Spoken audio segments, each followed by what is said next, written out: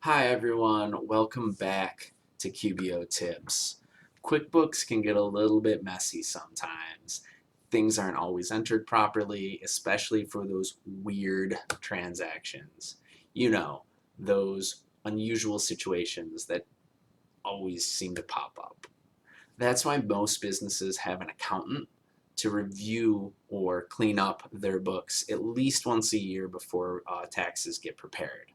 Today, today, I'm going to talk about the one thing to avoid when making adjustments in QuickBooks.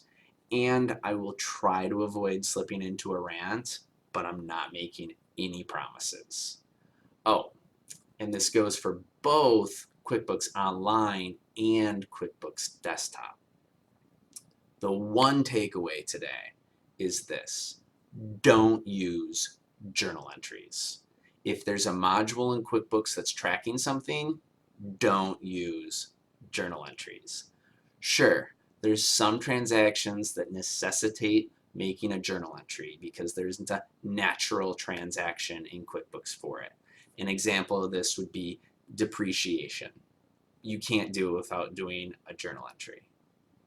But if you're working with accounts receivable, accounts payable, inventories, if you're tracking inventories in QuickBooks, sales tax, if you're tracking sales tax in QuickBooks, or payroll liabilities, if you're using QuickBooks to run payroll, then don't use journal entries. There are tools in the software to make these adjustments.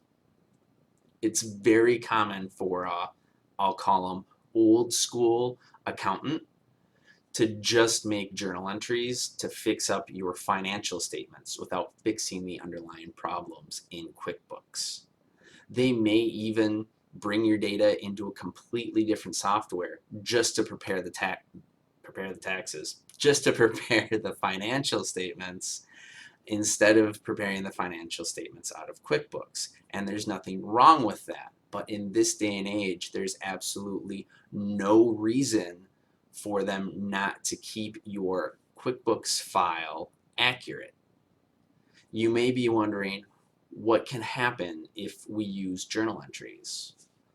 Well, our financials may not match our underlying reports. Imagine a situation where you are looking at your inventory report and it's got a number, and you're looking at inventory on your balance sheet and it's a different number.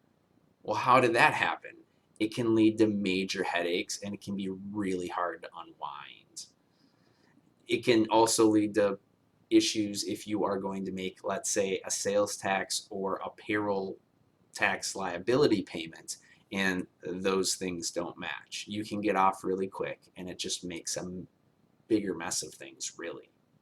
Or it could be just plain old annoying. Like if you're looking at an aging accounts receivable summary report and there's a customer on there and they have a $0 balance. Why are they there? It can just be annoying. So let's take a look at a simple example of this. Okay, here we have an aging accounts payable report with a bunch of things going on in it. We have a number of vendors here with $0 balances, and there's one here that has a negative balance. Well, this is an example of things that can result if you're using journal entries instead of the proper modules to make adjustments in QuickBooks.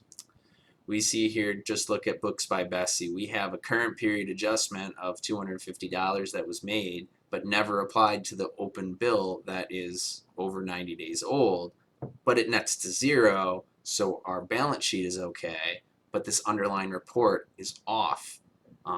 Something like the A1 rental here, where there's just zeros, or Brosnan Insurance, or Chin's Gas and Oil, or Computers by Jenny. All these with zeros means that there is a bill and there is most likely a journal entry in that same window zeroing that out to adjust for it. But the bill's not actually showing as paid. Nothing's been applied to it. So we can take one look at this aging accounts payable summary and know that there's something not quite right in our QuickBooks. And look, the financials need to be accurate. I understand that. And the way these adjustments are made Maybe the financials are accurate, the balance sheet is fine, but this report is not. But this report tells you that there could be other problems. And if we're looking at the aging AP summary here and it's garbage because there's things going on here and it's not exactly right, how are we keeping track of what we actually owe our vendors? I really hope that you don't just pay whatever a vendor says you owe them. I hope that you're tracking things. We're all humans. Businesses are run by humans. We make mistakes. And you may have sent a payment that they didn't record. And if you aren't tracking it, then you're going to double pay that. And you can avoid that. It's not that difficult to make some of these adjustments using the modules. Anyway, I hope this has helped you guys out. Thanks for watching.